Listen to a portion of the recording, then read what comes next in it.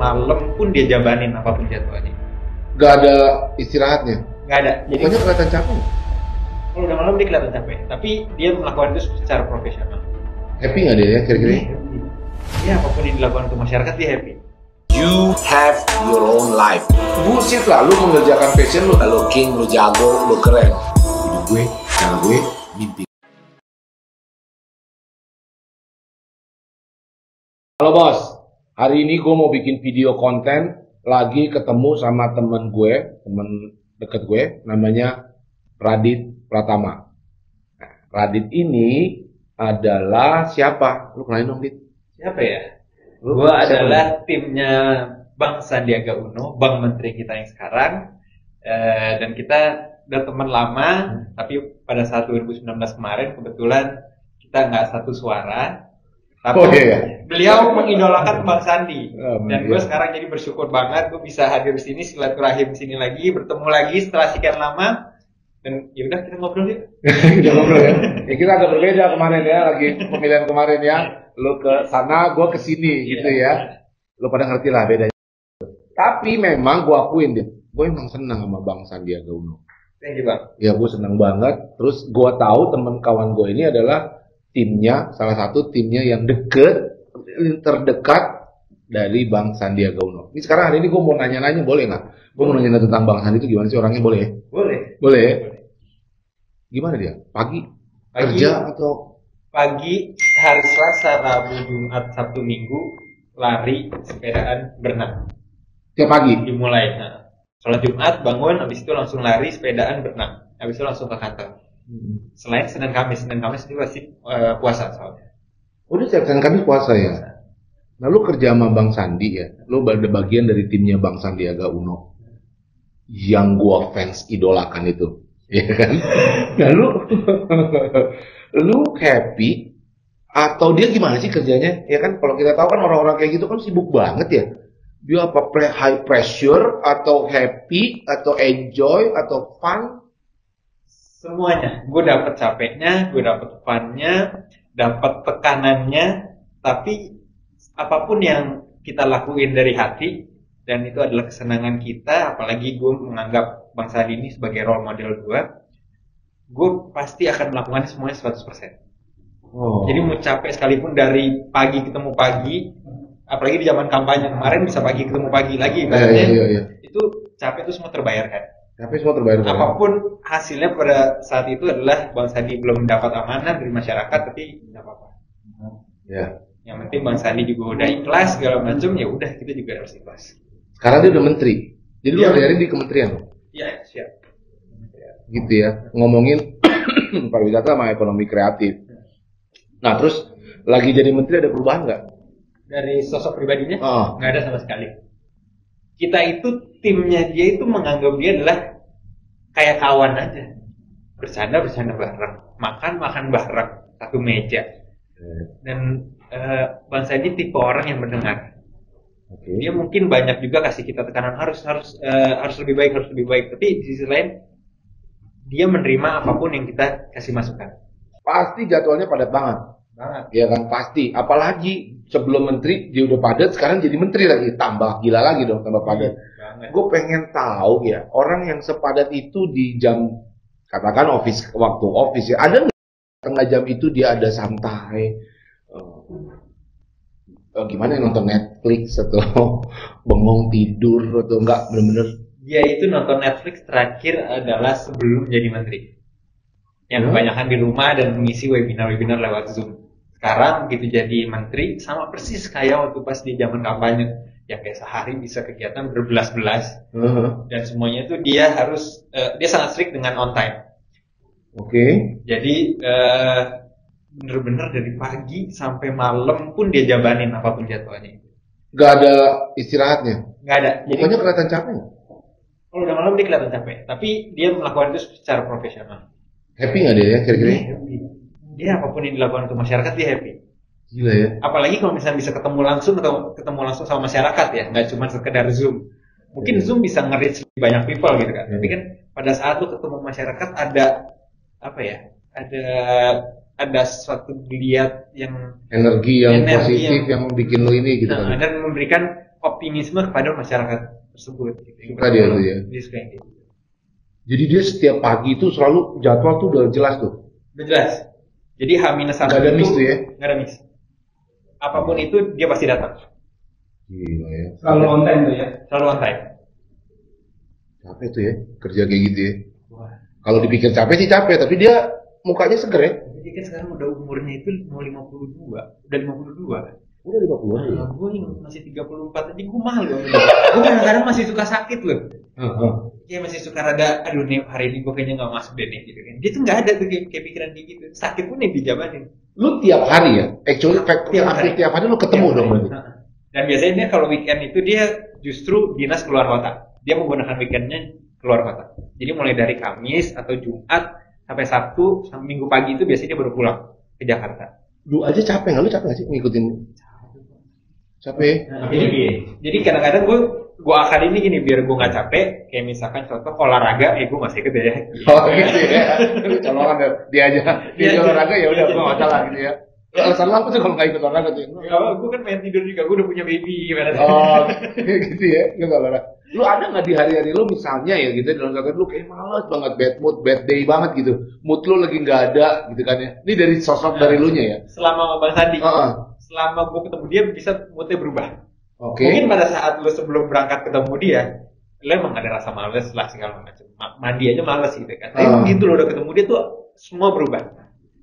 Di momen lu males tuh lu gimana caranya supaya tetap karena gas gitu. Mau nggak mau gue harus ketemu dia kan setiap hari berarti gitu. Ya, Dan pada saat udah ketemu dia, udah berubah tuh momennya. Dari ngobrol dan segala macam kayak masuk energi masuk.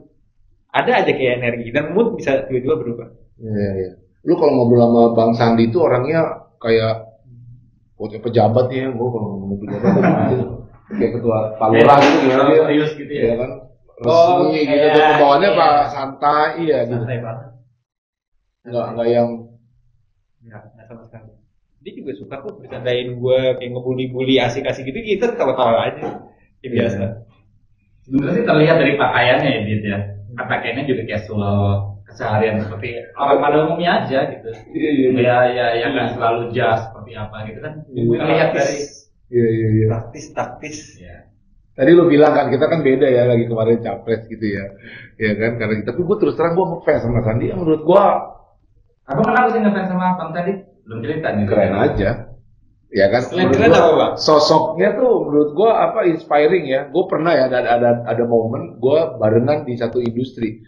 Lu tau gak? Jadi gua dulu punya web kan ya namanya propertikita.com, itu web tentang situs jual beli properti. Pada saat itu dia yang punya rumah 123. Lu tau gak? Gua sebelum dia punya rumah 123 pun gua udah ngefans sama dia.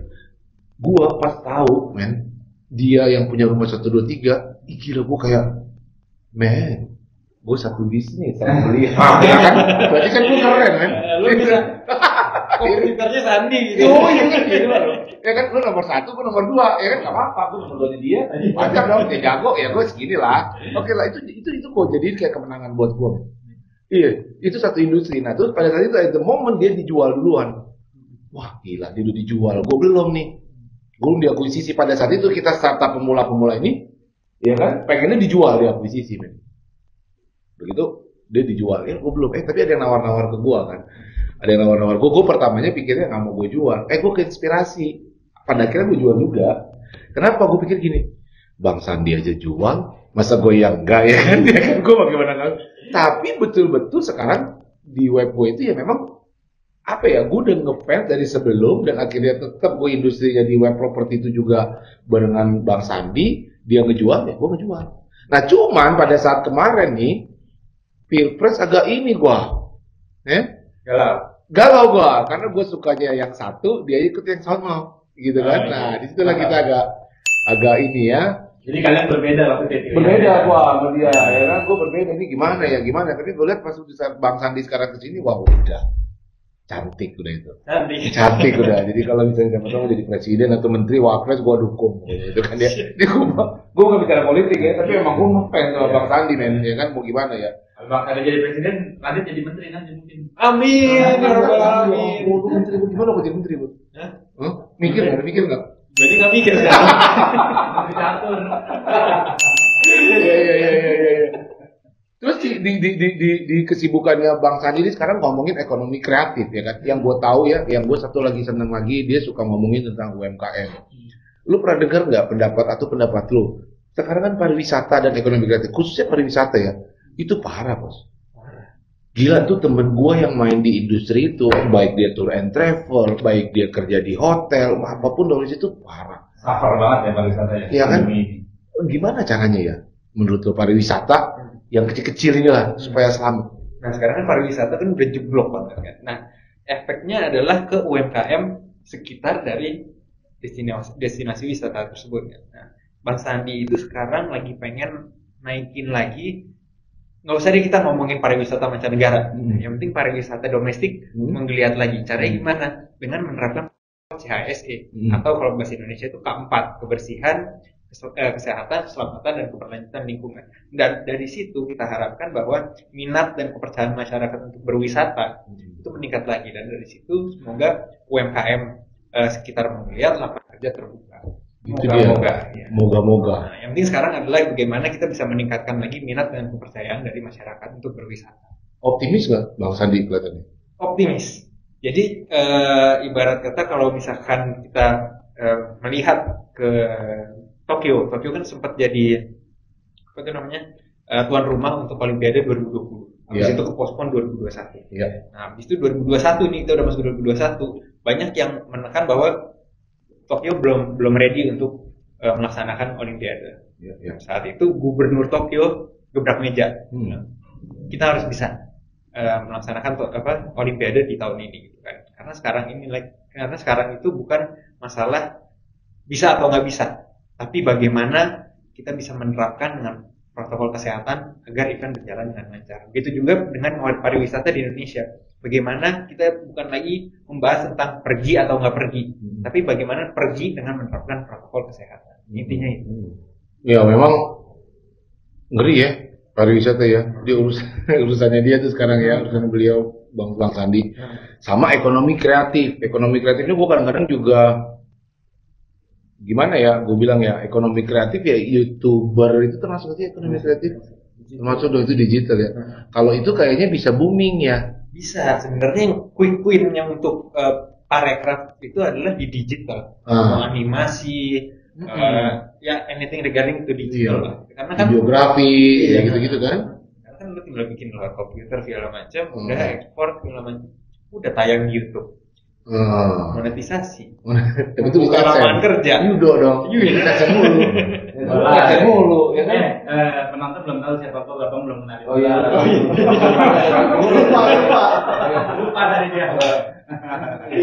Jadi kira itu siapa yang ketiga? Kotak-kotak itu. Halo bos, gua kreatif direkturnya beliau. Kenalannya sangat ini ya. Iya. Agak telat gitu. Agak telat ya. Ini temen gue ya. Kreatif tim kita. Iya. Kreatif tim. Pokoknya urusan kreatif urusan lu lah ya.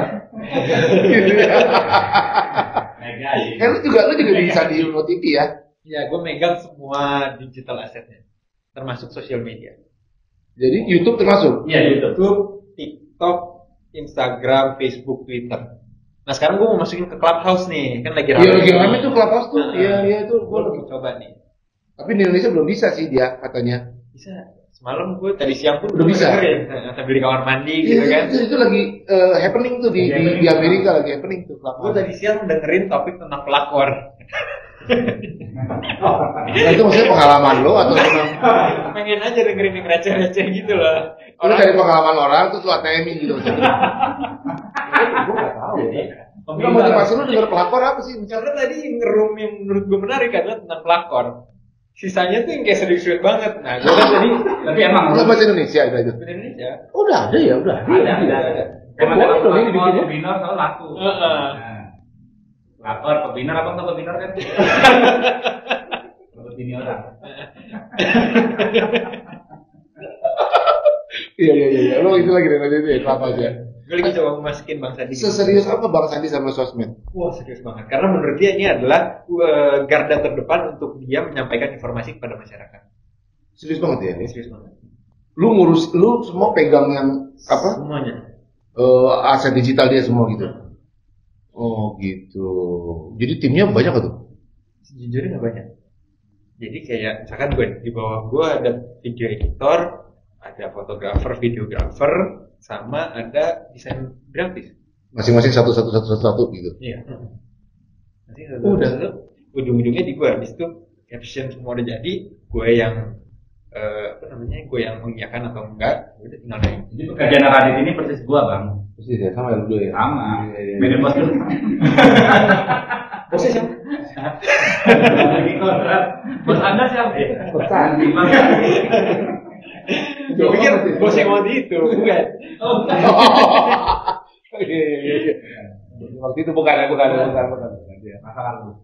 Oh lo jadi Bang Sandi serius sama aset digital ya semua ya? Sangat serius. Apalagi sekarang ini kan semua orang kan melihatnya udah mungkin lewat Instagram, lewat. Gue pernah dengar ada orang ngomong gini, kalau dia tua ya 40s, umur 40 ke atas, dia bilang gini, gila sosmed mah buat anak muda, rasanya gue nggak punya talentnya, rasanya gue nggak punya modal gaulnya gitu loh. Nah, sehingga dia kan banyak nih penonton gue yang di atas 40, ya kan? Menurut lu gimana? Soalnya Bang Sandi kan udah 50 juga. Iya, mungkin pada saat dulu mungkin orang-orang yang udah 40 ke atas melihat sosial media ini hanya untuk anak muda kan? Iya, ya begitu kayak tiba-tiba Prabowo muncul, Sandiaga Uno muncul dan aktif banget gitu. Mungkin ya ini menjadi sarana bagus untuk menyampaikan informasi, apalagi mereka-mereka ini yang punya agenda khusus misalkan mau jadi apalah kepala daerah gitu kan. Iya itu ya. Sosial media. Sosmed emang udah gak ada lagi TV apa sudah gak ada koran apalagi radio ya Allah. Sekarang ada yang mencari uang juga dari digital kan, Bisa dimonetisasi kan. Jadi Bang Sandi meletakkan sosial medianya itu sangat penting sekarang ya. Sangat paling penting menurut dia. Oh gitu ya. Jadi upload konten pun sering, terus kamera tuh udah ikut aja terus begitu. Iya, ikut terus. Tapi dulu tuh Bang Sandi paling nggak mau kayak begitu tuh. Dulu awalnya dia juga nggak mau. Awal Kenapa? banget sebelum dia pas masih wacana mau mencalonkan diri sebagai gubernur. Oke. Ada kamera gitu segala macam, terus dia harus begini gitu kan. Ini ngapain sih gini-gini? Nah, sekarang nih karena udah kebiasaan, malah justru butuh. Jadi kalau nggak ada kamera dia nggak mau jalan. Sebentar dulu. Dulu kameramen, baru gue lari gitu. Kira-kira gitu nggak? Jangan gitu.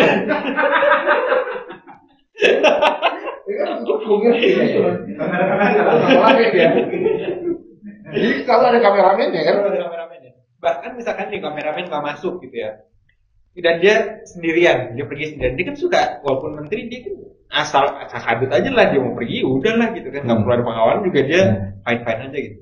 Dia kan pegang handphone, dia bisa tuh videoin sendiri. Niat gitu ya pegangin gimbal gitu gini.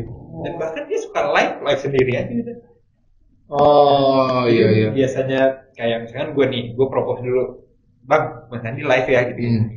Dia nggak perlu lagi sebenarnya. Dia kadang-kadang sendiri juga bisa. Gitu ya. Jadi dia megang sendiri. Jadi dia monitor pekerjaan gue itu langsung. Langsung gitu. Nggak bisa tuh gue buat laporan asal bapak senang. Iya. Ini tuh langsung kelihatan nih. Iya. Dia bisa langsung tahu insight-nya. Iya. Nggak ada view lu nggak ada bos, jadi jelek karya lu ini apaan sih? Lu mau bacot gimana ya kan? Gue udah nggak bisa bohong lagi. Dia sendiri dah, iya kan? Iya. Terus di sosial media itu kadang-kadang penyakitnya gini nih, ya kan dia tuh kayaknya mau posting tuh dandan dulu, apa sisiran apa bagaimana gitu. Kalau Bang Sandi kayak gitu juga hari-hari. Jadi apa adanya aja begitu dia. Padanya. Ya kan orang kan banyak yang topeng. kan Suka nggak ini kan, suka lupa sisir kan. Iya benar. Enggak ya dia nggak ada. Nggak butuh pencitraan apa-apa, pokoknya apa adanya aja gitu kan. Ya. Nggak malu dia tuh kayak gitu tuh, misalnya rambutnya belok sana. Bang dia rambut belok udah ganteng bang. Kita rambut belok. Lu udah berusaha gitu kayak nggak belok-belok gitu aja ya. Dia rambut belok duitnya triliunan. Iya. Kalau kita rambut belok kan lu nggak punya duit tuh. Iya. Nggak, kita juga udah pura-pura pakai jas gitu. Seberapa sih duitnya gitu ya? Iya. Jadi dia mau. Nggak ada masalah. Kalau udah ganteng mah, ganteng aja ya. Mark Zuckerberg juga pakai baju itu. Itu aja dia, apalagi tuh juga nggak punya baju bos. Iya. Bang Sandi itu tahu iklan genep mulu. Iya. Memang kalau orang yang kaya beneran mah biasanya lebih santai. Yang setengah-setengah ini loh nih. Iya. Yang gajalan-gajalan ini supaya dilihat kaya gitu. Iya. Itu yang sering terjadi sih gue lihat. Iya, betul. Fenomenanya itu. Berarti dia benar-benar di sosial media apa adanya aja ya. Ngomong apa adanya, gerakan semua apa adanya.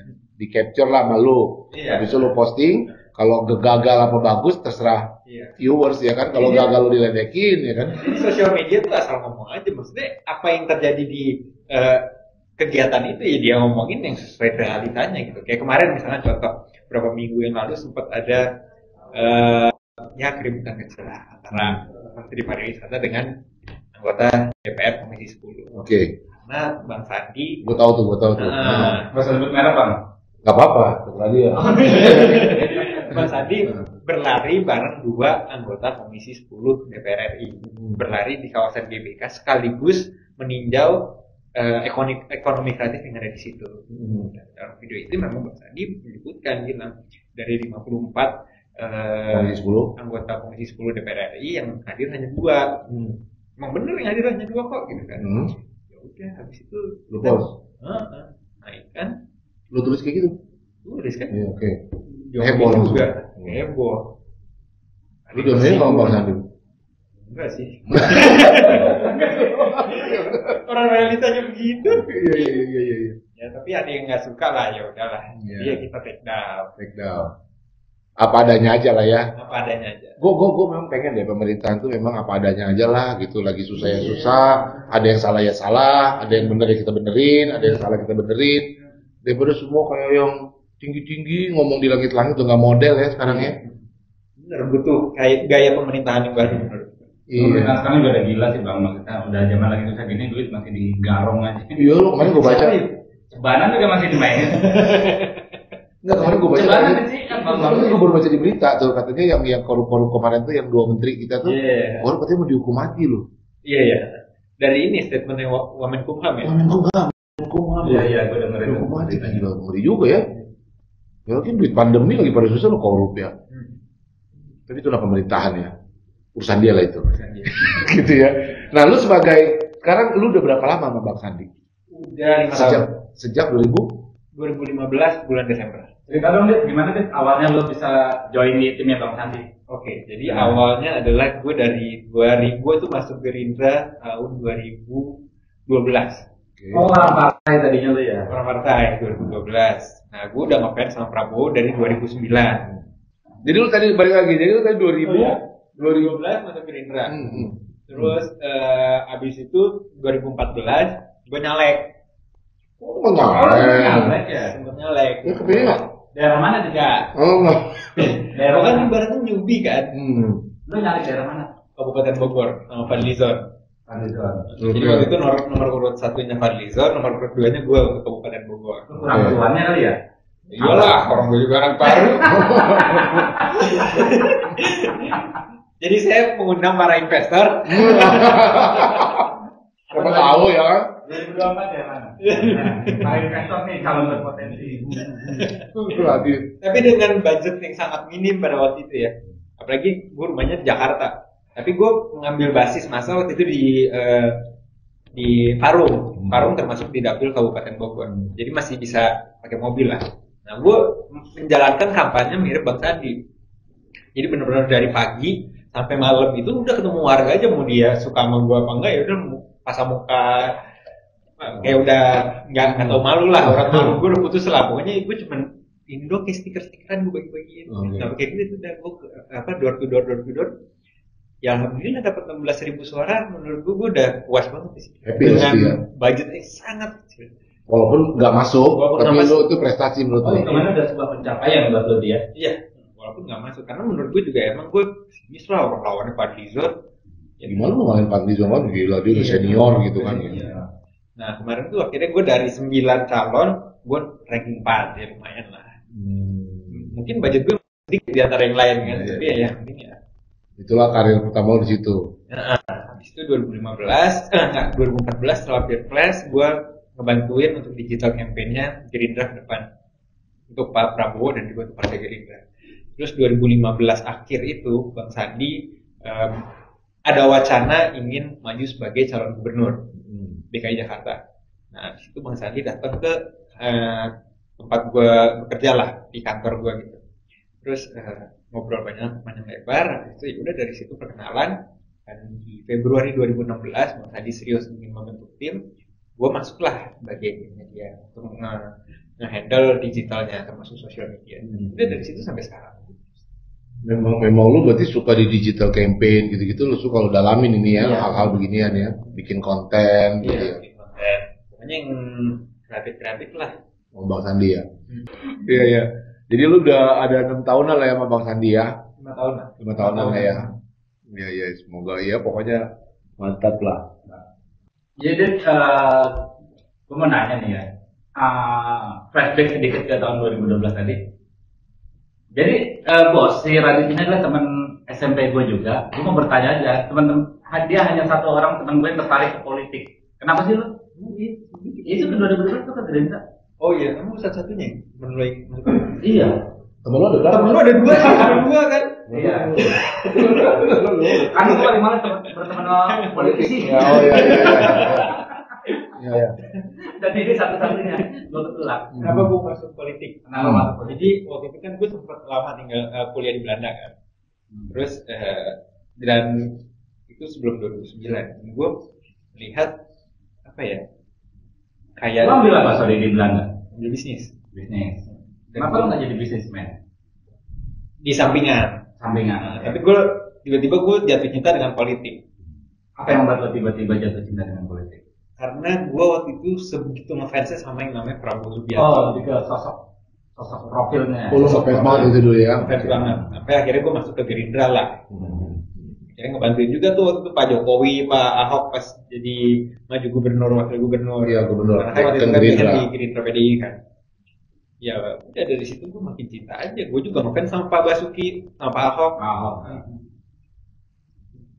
Dan gue ngelihat bahwa dan saat itu ya, semakin jauh kita dari kampung halaman, kita akan semakin care, semakin perhatian, dan semakin cinta sama kampung halaman kita sendiri. Tapi gue pernah dengar gini deh, sebuah diksi aja gitu, banyak yang bilang seperti ini, kebodohan adalah ngefans dengan seorang politisi. Lu setuju nggak dengan itu? Karena politisi itu sekarang lawan, besok kawan. Karena waktu itu gue merasa bahwa apa yang dicita-citakan sama Pak Prabowo, apalagi dia ingin mensejahterakan masyarakatnya, dia anti dengan asing dan segala macam, itu emang yang kita butuhin untuk negara ini. Jadi selama gue tuh lebih mengidolakan idealismenya, idealisme dari cara dia berpikirnya, dan akhirnya ya turun ke orangnya kan. Dan gue akhirnya dapat kesempatan untuk bekerja dengan Bang Sandi. Menurut gue ini adalah sosok muda. Mungkin pada saat itu belum terlalu terkenal banget di politik, tapi menurut gue ini adalah harapan masa depan Indonesia. That's why Bang Sandi juga jadi role model lo. Iya. Dan that's why Abang ngefans juga sama Bang Sandi. Gue ngefans. Nanti kita podcast sama Bang Sandi di episode berikutnya. Amin ya kan. Sama Radit. Gue juga ngefans sama Pak Jokowi tapi. Oh iya. Oke, nanti dibantu tolong ke Pak Jokowi.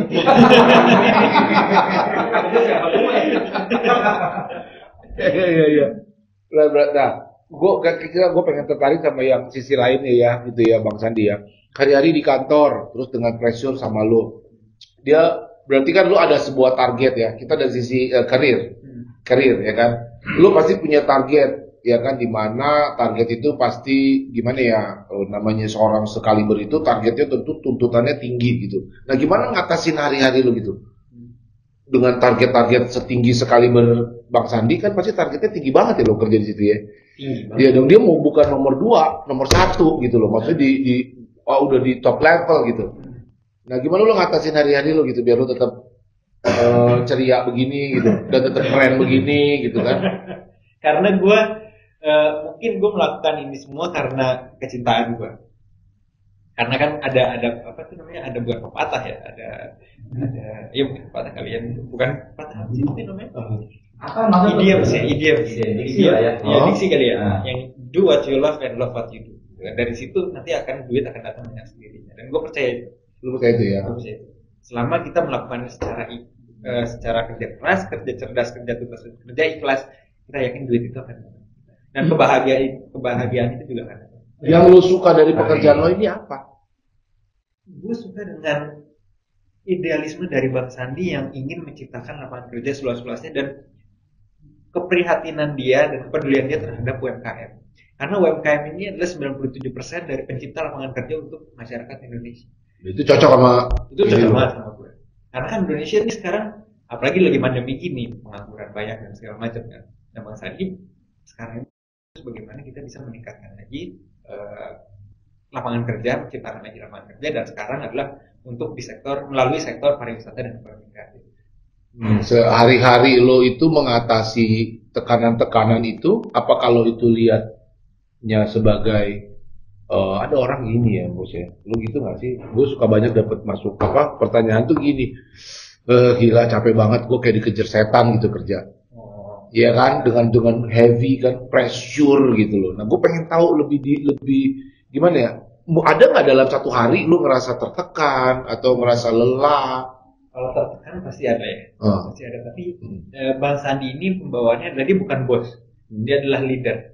Ya tapi tetap dong lu ada evaluasi dong. Ada evaluasi. Kalau jelek dia bilang jelek dong, tingkatkan. Tingkatkan. Ya itu adalah menurut gue itu adalah motivasi gue ke depan untuk lebih baik, dan itu mungkin menurut dia adalah dia ingin menjadikan gue untuk orang yang lebih baik lagi ke depan. Mungkin bukan lo ya, bukan untuk dia doang, tapi untuk hidup gue ke depan, masa depan gue ke depan. Lu pernah dimarahin dong? Kenapa? Pernah dimarahin? Pernah. Tapi jangan baper. Galak pasti marahin. Dia marah. Itu kalau marah kayak gimana sih? Marah galak, tapi lebih ke abis itu udah kelar. Iya. Ya lu kalau dimarahin at the moment lu pasti nggak baper, gue nggak pernah baper kalau dimarahin. Berarti gue salah, gue ngaku salah. Nggak lu nyalain aku, bacot doang lu bos, cuma bisa perintah. Karena gue tahu tipe leadership dia bukan yang gitu. Tapi dia marah. Dia marah. Artinya kalau dia marah tuh, gue artikan dia nggak bisa terima hasil pekerjaan lu. Hasil pekerjaan gue berarti masih kurang. Iya. Quote and quote jelek gitulah. Ya. Tingkatkan, gitu kan.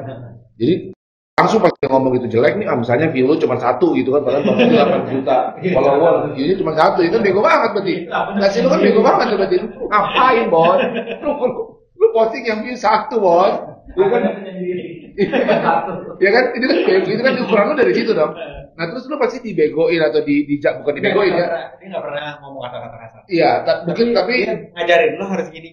Iya, dia nggak puas. Tapi kan lu di pressure, itu kan bentuk pressure kan. Cuman kenapa lu bisa ngeliat itu nggak pressure gitu? Di saat yang sama orang-orang lain, orang pegawai orang yang berkarir, dia bisa bilang, wah gila bos gue cerewet banget. Dia stres, oh gila gue tekanan kerja gue men, gini-gini dengan segala cerita ininya sedihnya.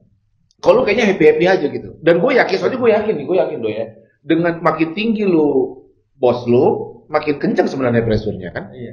Kira-kira. Ya mungkin karena gue melakukan ini karena bahagia ya. Mau gue ditekan apapun karena emang gue lagi di train untuk bisa menghadapi untuk menyiapkan gue di masa depan. Dia lagi menyiapkan gue di masa depan. Jadi lu yakin itu ya? Gue yakin itu. Karena dia bukan seorang bos menurut gue. Dia adalah benar-benar pure leader. Yang bisa memotivasi, bisa membawa lo ke level yang lebih tinggi lagi. Dan lu merasa hari-hari lu ini bertumbuh? Iya, merasa banget. Ada pertumbuhan dalam skill lu, pemikiran lu, mental lu gitu ya? Sangat. Oh, makanya lo happy, itu kuncinya. Emang kalau di matanya Radit, bedanya bos sama leader apa? Bos itu hanya bisa menyuruh. Nah kalau leader itu makanya ada istilah bosi ya. Ada istilah bosi. Tapi leader sih nggak ada ya, leader sih bosi. Mungkin itu malah sentimennya lebih positif. Iya. Ya kan? Karena to lead is to give example. Nah dia selalu memberikan contoh-contoh itu. Dan lo happy dengan karir lo sekarang? Lo happy dengan hari-hari lo sekarang? Sangat. Sekalipun itu tertekan. Sekalipun tuh tekanannya tinggi. Gue yakin tuh nggak mungkin tekanan simple itu. Iya. Harapannya tinggi terhadap lu, terus tekanannya tinggi dan more. Iya. Ada nggak ya perusahaan tuh kan selalu gitu ya, lu capek target tambahin lagi sama dia. Iya. Pasti. Lu capek tambahin lagi, nggak berhenti itu. Pasti. Lu nggak tertekan itu ya? Sangat enggak. Mau dikata gue nggak ada libur, ibaratnya ketemu anak juga, ya ampun jarang banget kali ya. Karena kan weekend Bang Sandi pergi kunjungan keluar kota, gue ngikut. Ketemu anak ya paling yang sebelum tidur. Iya. Sama pas bangun tidur. Habis itu sisanya udah gue depan laptop. Kalau misalnya lagi WFH juga baru kelar malam lagi. Berapa anak lo? Baru 5 bulan. 5 bulan. Suka itu. Dapat konten. Gue makan dulu. Ditelan dulu. Karena lu kan dulu juga dari karir lu itu kan, karir lu. Artinya jangan kira lu di top level begini tekanannya nggak ada. Ya enggak dong. Mana makin gede. Makin gede dong. Dan gue berharap banget dari zaman dulu ngerjain pilkada, kampanye pilkada sampai sekarang ternyata tekanannya makin gede. Tapi gue merasa di situ gue ternyata skill gue nambah ya gitu. Waktu yang lagi pemilihan capres cawapres kemarin lu juga ikutan timnya Bang Sandi. Lu kan kalah lo.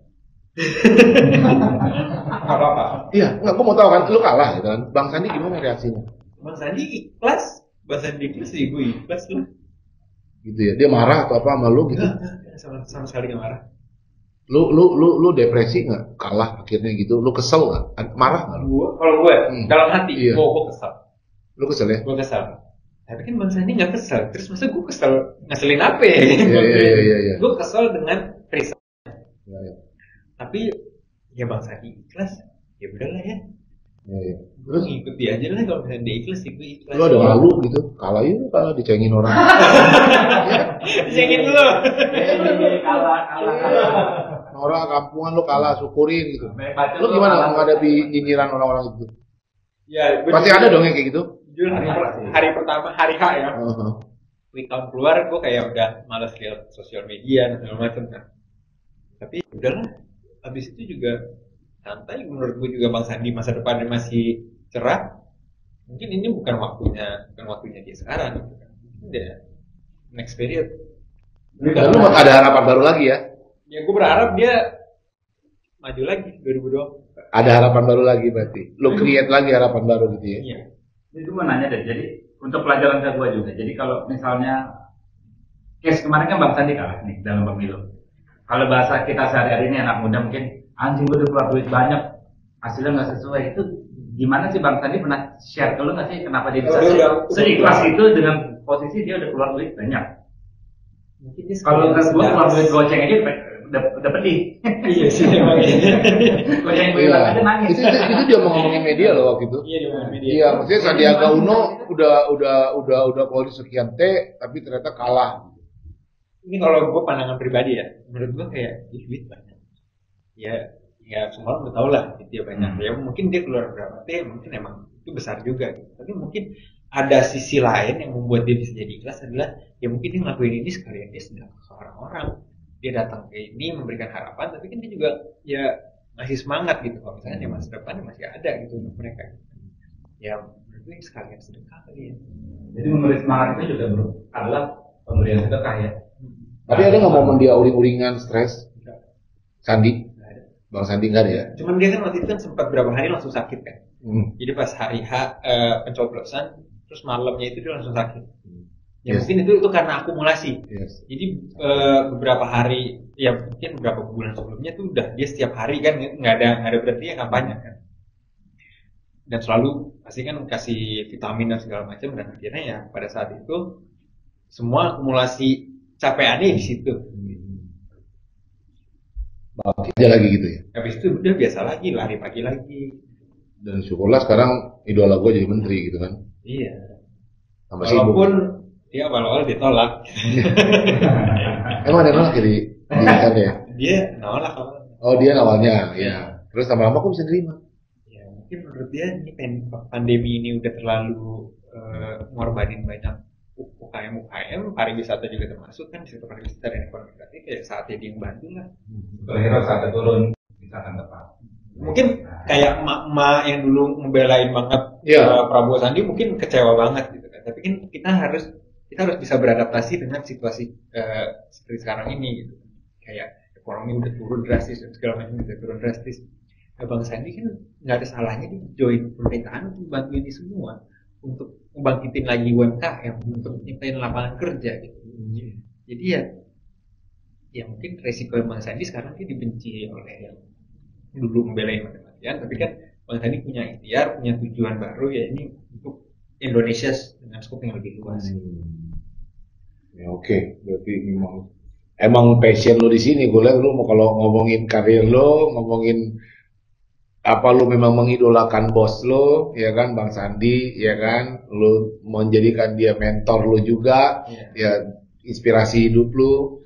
Tapi gue gak mau disebut fans garis keras dia ya. Oh, bukan ya. Dia itu mentor gue. Mentor cocok ya. Mentor banget. Ya. Kalau bahasa anak sekarang panutan kue. Iya, panutan kue. Pakai Q dong gitu ya. Iya, panutan kue. Bahasa anak sekarang. Iya. Nah, jadi closing kali ya. Ya, closing statement. Jadi gini closing. Radit, lu kan muda ya, lu belum 50 ya, belum ya? Berarti muda dan lu karir kan, semuanya lu karir ya kan, dan sekarang lu di top level di sini, lu bisa menjadi orang terdekat timnya, salah satu tim sosmednya digital, aset digitalnya Bang Sandiaga Uno, which is gua ngefans satu itu dulu Bang Sandiaga, dua memang dia tokoh publik gitu ya, tokoh terkenal di sini.